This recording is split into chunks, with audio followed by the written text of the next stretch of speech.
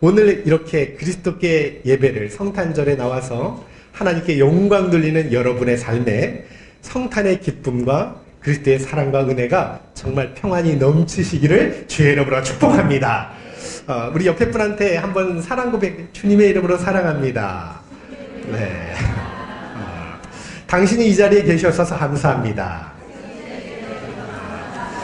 네, 감사하죠. 감사합니다. 오늘은 너무나 기쁜 성탄절이죠. 아주 감사한 날이에요. 일찍이 구약 선지자 미가를 통해서 이렇게 예언을 했습니다. 미가서 5장 2절에 배우니까 베들레헴 에브라다야 너는 유다 족속 중에 작을지라도 이스라엘을 다스릴 자가 내게서 내게로 나올 것이라 그의 근본은 상고의 영혼에 있느니라. 그러니까 예수님 구원자가 다윗의 고향 베들레헴에서 탄생할 것을 이미 수백 년 전에 예언한 말씀이죠. 이 예언에 따라 예수 그리스도께서 베들레헴에서 탄생하십니다. 우리 1절에서 3절을 읽고요. 크게 한번 읽어보고 말씀을 시작할게요. 자, 시작.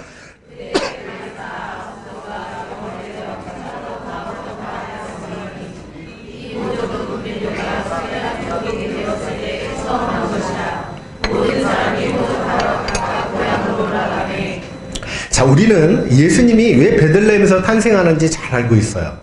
모든 연극들을 통해서도 알고요. 또 드라마나 영화 뭐 여러 것들을 통해서 다 인지하고 있죠.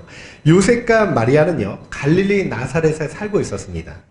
그런 그들이 베들레헴까지 가서 예수님을 낳게 된 게 오늘도 말씀에 뭐라고 합니까? 로마 황제 아구스토가 호적하라고 명을 내렸기 때문에 세금을 원활히 징수하고요 나라를 또 효율적으로 다스리기 위해서 호적을 명했어요. 당시 호적을 명한 이 아구스토 로마의 초대 황제인데 BC 37년부터 AD 14년 그러니까 예수님 태어날 당시에 황제였어요. 이때가 로마가 가장 흥왕했다고 합니다. 팔레스틴 특별히 여긴 식민지로 있었는데요. 영토가 페르시아에서 영국까지 그러니까 온 세계를 다스리는데 온 지상의 제국이라고 그렇게 불렸다는 거예요. 로마 원로원들이요 그런 황제를 갖다가 아우구스투스 위대하고 고귀하고 지극히 숭배받는 자라는 아주 거룩한 칭호를 붙여줘요. 이 사람이 본래 이름이 옥타비아누스 많이 들어보셨죠, 그죠? 이 옥타비아누스가 세금을 원활히 징수하기 위해서 호적을 명했어요. 천하의 재앙이 명령하니까 어길 수가 없습니다. 식민지였던 유대 민족들도 자기 고향에 가서 본인이 직접 해야 되거든요. 어쩔 수 없이 요셉도 마리아와 함께 다윗의 후손이었기 때문에 다윗의 고향인 베들레헴에 가서 호적을 하게 됩니다. 이걸 잘 알죠. 그런데 마침 마리아가 산딸이 된 거예요. 그래서 요셉과 마리아가 베들레헴에서 아기를 낳습니다. 근데 우리는 알죠. 이게 메시아가 베들레헴에서 탄생하실 것이라는 걸 예언을 이루기 위해서 하나님께서 섭리를 역사하신 사건이죠. 하나님은 당신의 뜻을 이루기 위해서 아구스토의 마음을 움직였어요. 물론 아구스토는 몰랐겠죠. 그냥 인구조사 잘해서 세금을 잘 걷어들일 목적으로 호적을 명했을 거예요. 근데 하나님이 그 가운데 역사한 거예요. 그 배후에는 하나님의 보이지 않는 손길이 있었단 말입니다. 하나님은 이렇게 이방 세계의 왕이라도요 자신의 신복처럼 다루셔요.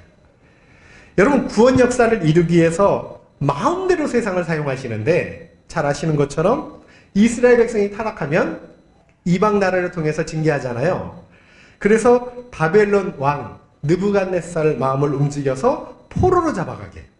근데 또 70년 지나니까 그들이 회개할 때는 다시 페르시아 왕 고레스 마음을 움직여서 이스라엘로 돌아와서 재건하게 만드셨다는.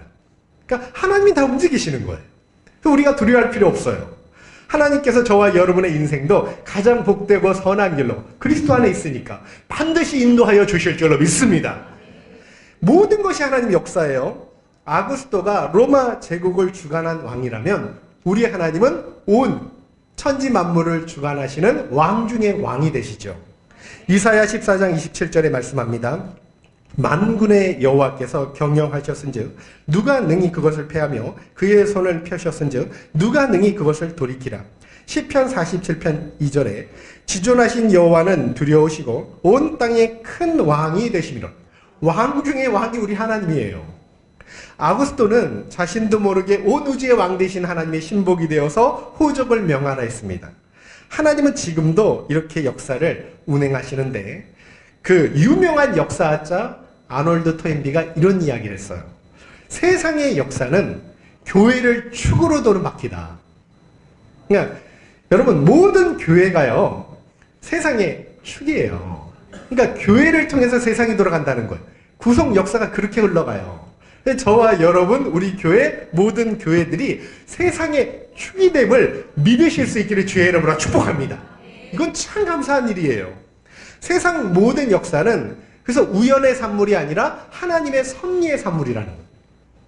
이런 이유로 사탄이 아무리 하나님의 역사를 대적하고 교회를 핍박해도 하나님의 뜻은 온전히 이루어질 수밖에 없어요. 한 사람 한 사람을 통한 뜻도 우리 교회를 통한 뜻도 하나님이 친히 다 이루어지실 것을 믿으실 수 있기를 주의 이름으로 축복합니다. 우리 4절 5절 한번 읽어볼게요. 자 시작.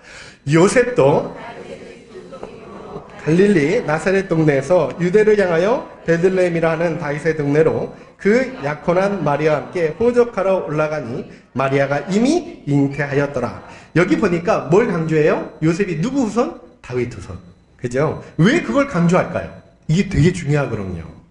예수님께서 그 구약 성경에 메시아로 오실 것을 예언할 때 항상 썼던 게 다윗 자손으로 오신다는 거예요. 다윗 자손으로 다윗 왕국을 회복시켜 주실 분이 예수 그리스도예요. 구약 성경에 메시아 관련된 예언들은요 전부 이렇게 연결이 돼 있어요. 왜 그럴까? 다윗 왕국 때 이스라엘이 가장 번성했잖아요. 그리고 다윗이 자체가 예수 그리스도에 닮는 모형적 삶을 살아갔기 때문에. 물론 솔로몬 이후에 남북이 이렇게 갈라지고요 분열되죠. 그러나 그 전까지는요 다윗 왕국은 싸움에서 단 한 번도 져본 적이 없어요. 하나님의 공의와 사랑으로 언제나 다스렸던 나라고요. 그리고 평화 발전의 나라고 당시 팔레스틴은 중근동 최강자로 군림하는 그런 시대였다는 거예요. 모든 권세를 호령하고 영광을 누렸던 왕국이 다윗 왕국이었고요. 그래서 이스라엘 사람들은 언제나 그런 왕국이 다시 오기를 꿈꿨던 거예요. 그런 자들에게 하나님이 이제 설명을 하는 거예요. 메시아를 보내주는 게 뭔지 잘 이해가 안 되니까 너희에게 메시아가 오시면 그 무너진 다윗 왕국을 세워주고 영원하게 견고하게 해줄 거야. 그들이 얼마나 소망할까요? 그죠? 여러분 아시다시피 하나님께서 그리스도의 왕국을 다윗 왕국으로 표현하신 이유는 사실은 다윗의 신앙과 공로와 삶 때문이에요. 다윗이 정말 하나님을 사랑하는 사람이었어요. 용맹스러운 용사였어요. 언제나 나라를 공의로 다스리고 또 하나님 앞에 온유하고 겸손한 사람이었어요. 그래서 하나님은 다윗을 하나님 마음에 합한 자라고 표현하면서 그리스도의 표상으로 삼았다는, 오실 그리스도의 모형으로 다윗을 삼았다는, 그리고 다윗의 나라를 메시아의 영원한 나라의 모형으로 삼았다는 거예요. 이게 얼마나 영광스러운 일입니까? 뿐만 아니라 다윗은요 하나님을 찬양하는 성가대도 조직하고요 또 격식 있는 예배도 만들고요 나아가 하나님의 성전을 평생 지으려고 준비를 하죠. 경건한 사람이에요. 그래서 오실 그리스도의 표상이 다윗이라. 이런 다윗의 자손이 누굽니까? 마리아와 요셉이에요. 여러분 요셉과 마리아도 다윗 성품을 물려받아서 그래서 의로운 자였고 경건한 사람이었어요. 그래서 요셉과 마리아가 베들레헴에서 그리스도를 낳게 되는 일은요 영원한 다윗의 왕국을 재건하는 일이고 세우는 일이었다는 거예요. 예수 그리스도는요 이렇게 무너진 다윗 왕국을 영원히 견고케 하고 세우러 오신 분이라고 성경은 말씀하는 거예요. 이게 중요해요. 사랑과 공의로 다스리고 참 평안을 주러 우리 예수님께서 오셨다는 거예요. 그래서 여기에 이사야 9장 6절 7절에 아주 잘 말씀하는데 한번 크게 읽어보십시오. 자 시작. 이는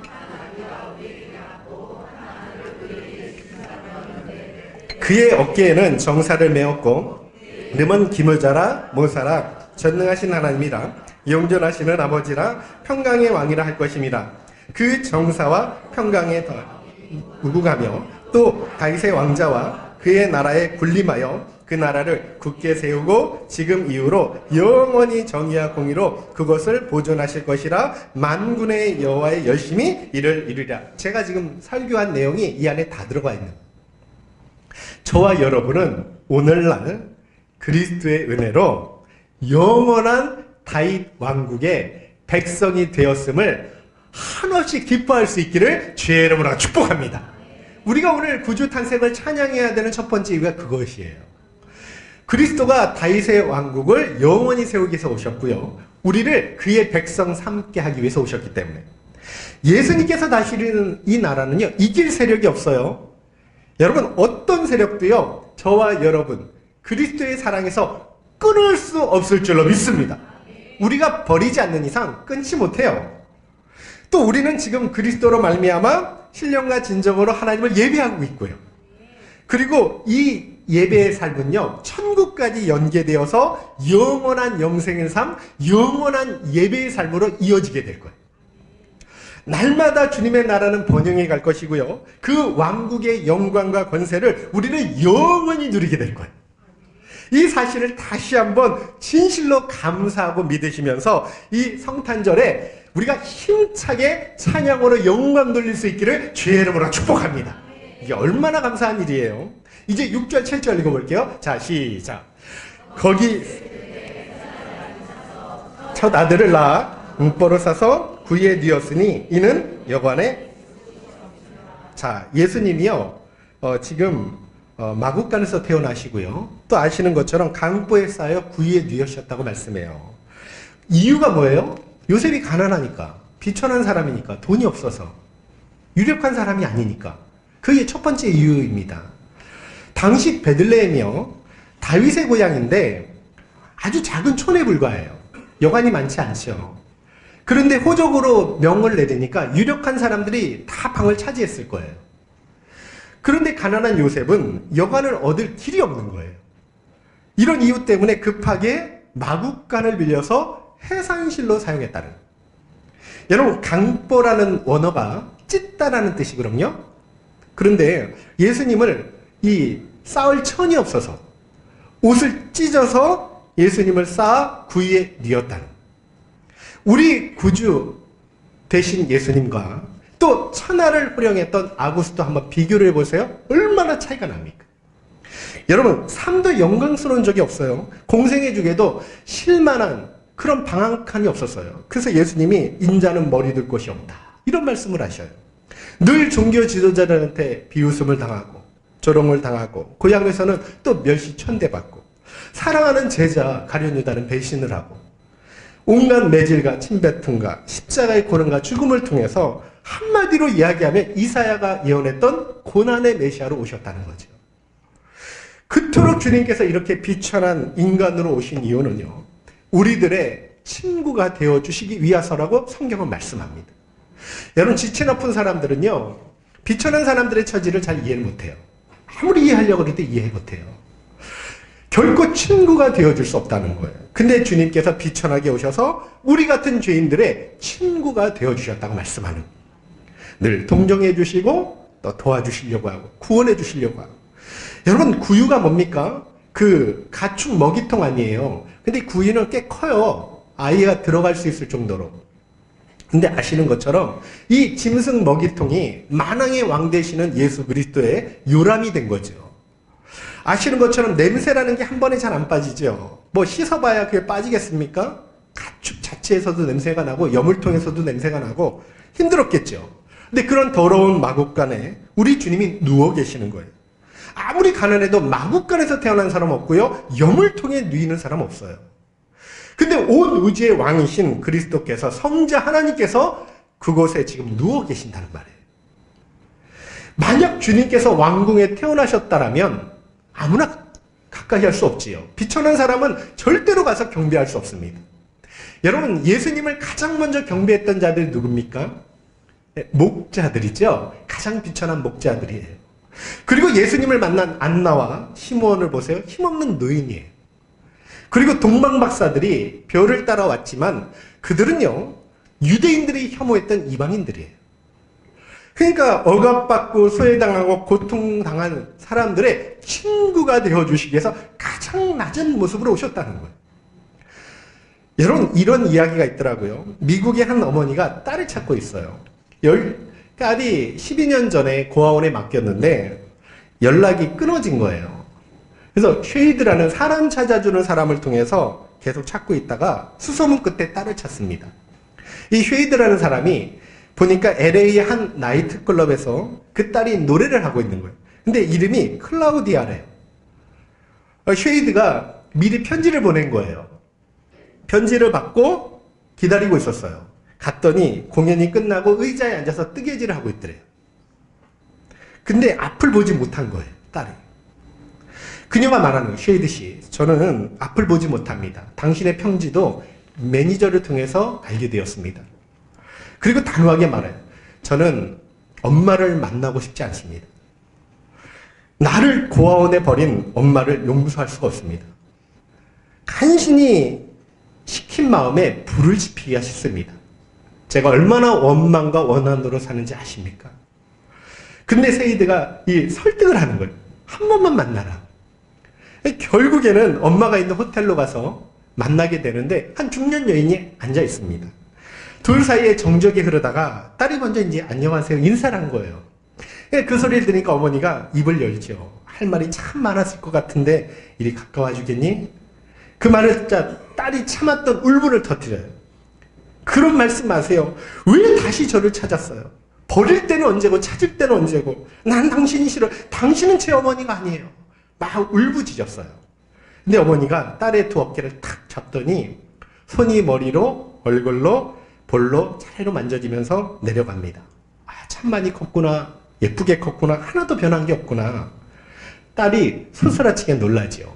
알고 봤더니 엄마도 자기 같은 시각장애인이었던 거예요. 그 순간 엄마에 대한 그 순간 시각장애인이라는 걸 알게 되니까 오해도 풀리고 원망과 원한이 한순간이 다 녹아버리더래요. 모든 것이 용서되고 이해 안 되는 것이 없어지더래요. 같은 상황이니까. 엄마도 사정이 있었구나. 알고 봤더니요. 유전성 시각질환을 앓고 있었어요. 의사한테 통보를 받은 거예요. 앞으로 시력을 잃습니다. 근데 딸도 유전이 된다는 걸 알았어요. 그래서 딸의 인생을 위해서 앞길을 열어주려고 좋은 양부모 만나서 잘 살라고 행복하게 살라고 눈물을 머금고 고아원에 맡기게 된 거예요. 여러분 동병상련이라는 거 있지 않습니까? 우리가 같은 질병을 앓고 있을 때 더 위로가 되고 힘이 되잖아요. 그죠? 주님께서 우리같이 가장 비천한 인간으로 또 그것도 마국간에서 구유에서 탄생하신 이유가 여기에 있는 거예요. 여러분 우리가 예수님께 주님은 왜 우리 같은 비천한 사람으로 오셨어야 했습니까? 왜 그것도 마국간에 왜 그 말 구유에 냄새나는 그곳에서 주님은 탄생하셔야 됐습니까? 우리가 묻는다면 주님은 아마 이렇게 대답하실 거예요. 우리 마음과 처지를 알고 싶어서 우리 죄짐이 얼마나 무거운지 고통스러운지 알고 싶어서 우리가 겪은 한평생의 가난이 얼마나 고통스러운지 알고 싶어서 사탄의 시험이 얼마나 무거운지 알고 싶어서 내가 사랑하는 사람을 잃고 배신을 당하고 고독할 때 그것이 얼마나 힘든지 알고 싶어서 내가 겪는 실패와 불안이 얼마나 견디기 어려운지 다 알고 싶어서 그리고 내가 모든 고통을 다 겪었다는 것을 내가 알게 된다면 큰 위로가 되지 않겠니? 아마 그렇게 말씀하실 거예요. 그래서 그렇게 낮은 모습으로 주님이 오셨다고 그렇게 말씀합니다. 여러분 성경은요. 주님이 가난하게 되심으로 우리가 부유하게 되고요. 주님이 비천하게 되심으로 우리가 존귀하게 되고요. 주님이 굶주리심으로 우리가 배부르고 주님이 징계를 받아서 우리가 평화를 누리게 되었다고 말씀합니다. 주님의 상함 때문에 우리가 건강을 얻었고요. 주님이 슬픔을 당해서 우리가 기쁨을 누리게 되었다고 말씀하는 거예요. 십자가에서 주님이 우리의 모든 저주와 불행을 다 가져가셨다고 말씀합니다. 여러분 그래서 이것이 이 성탄절에 기쁘다 구주 오셨네 크게 찬송해야 될 이유가 되는 줄로 믿습니다. 이것보다 더 큰 이유가 있을까요? 가장 낮은 모습으로 우리의 친구가 되어주기 위해서 우리를 부유케 해주기 위해서 주님이 오셨는데 여러분 예수님께서 탄생하신 동네가 이 베들레헴이잖아요. 그죠? 베들레헴 뜻을 다 알죠? 뜻이 뭡니까? 네. 뭐죠? 네. 맞추시면 제가 선물을 드릴게요. 네. 떡집. 네. 주님의 이름으로 사랑합니다. 네. 제가 선물이라고 생각하시면. 제가 집사람한테 그랬더니 어제 생일이잖아요. 선물이 없네요. 케이크를 하나 사들고 가서 내가 선물이야 그랬더니 벌을 아니에요. 벌. 어제 같이 케이크를 불면서 축하해 줬는데 여러분 떡집에서 그것도 짐승 먹이통에서 태어나셨다는데 참 의미가 있어요. 묘하지요. 주님이 제자들한테 평소 뭐라고 말씀하냐면 내가 곧 생명의 떡이로다. 나를 먹고 마시는 자는 영원히 목마르지도 또 배고프지도 않을 것이다. 우리는요 이미 주님을 믿음으로 말미암아 주님의 피와 살을 먹은 사람들이 영혼의 양식을 얻은 사람들이고요 영원히 배고픔을 모르는 사람들이 되었다는 말씀. 여러분 그래서 한없는 이 은혜 앞에 다시 한번요 기쁘다 구주오셨네 만백성 맞으라 온 교회여 다 일어나 찬양하라. 저와 여러분이 힘껏 찬양할 수 있기를 주의 이름으로 축복합니다.